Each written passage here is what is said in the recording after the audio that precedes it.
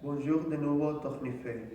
Aujourd'hui, nous allons vous parler des fonctions du personnel administratif enseignant qui gère les affaires du lycée en Espagne. Dans notre établissement, c'est une directrice qui est à la tête du corps administratif. Elle veille au fonctionnement général du centre et préside le conseil scolaire. C'est aussi elle qui assure les liens entre le lycée et le ministère de l'enseignement, appelé ici Conselleria d'Educación, Cultura y Deporte. Elle est professeure du Castillo. Il y a ensuite la directrice adjointe. Elle aide la directrice dans ses tâches et assure ses fonctions en cas d'absence.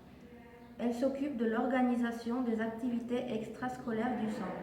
Elle est professeure d'anglais. Vient ensuite le secrétaire.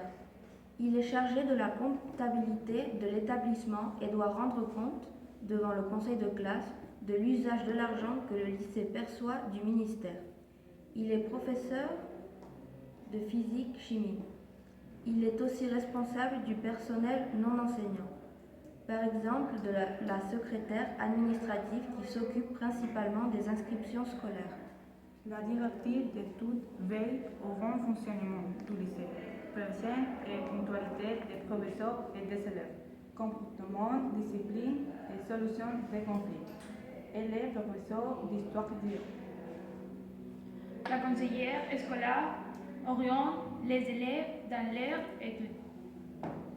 Elle est à trouver les choix qui correspondent le mieux à leurs préférences et leur profil. Il y a enfin les deux concierges et les femmes de ménage qui ont les mêmes tâches que leurs collègues en France.